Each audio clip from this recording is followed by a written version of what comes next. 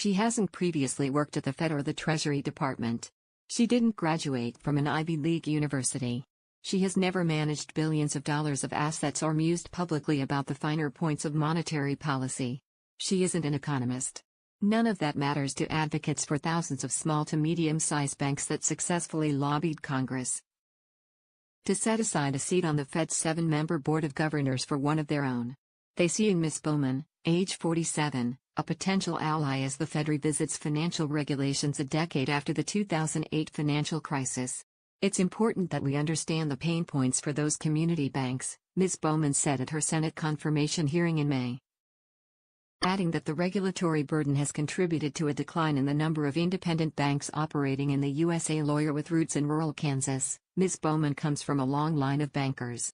Her great-great-grandfather, W. H. White, helped found her family-owned Farmers and Drovers Bank in Council Grove, Kansas, in 1882.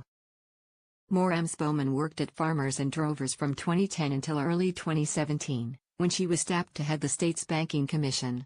Those credentials could qualify her to be one of the most powerful voices in the global economy.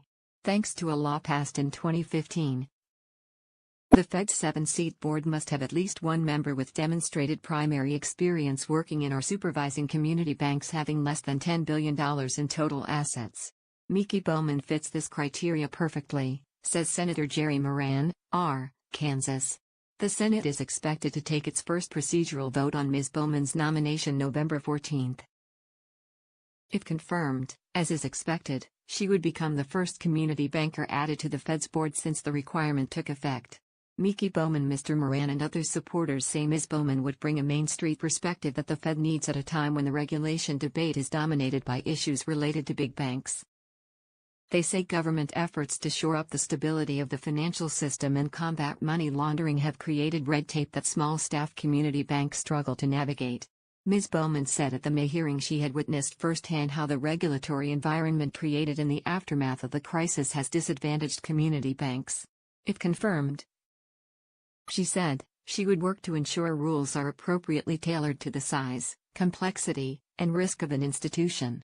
The Fed is a major bank regulator, a role often overshadowed by its authority to set interest rates. Its leadership has always included bankers, but they have been far outnumbered by economists in recent decades. At Farmers and Drovers, a 25-employee firm in which she owns millions of dollars worth of company stock, Ms. Bowman handled lending and compliance as one of a handful of officers. She would have to divest that stock before joining the Fed. She started her government career in the 1990s, working for Senator Bob Dole, R. Con. She was later appointed by President George W. Bush to jobs at the Federal Emergency Management Agency and Department of Homeland Security.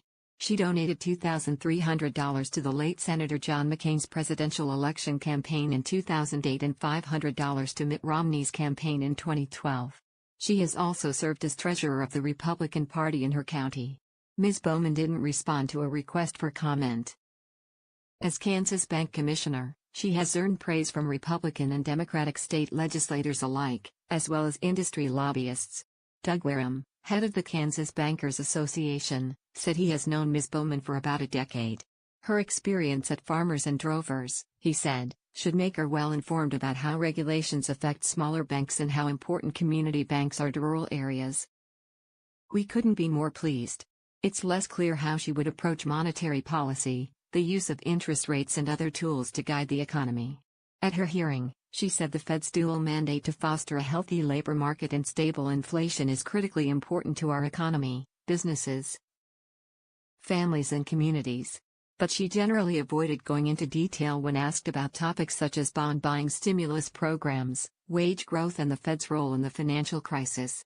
People who know Ms. Bowman from Kansas say she's a quick study and natural leader who runs a tight ship at the State Bank Commission and has been active in her community.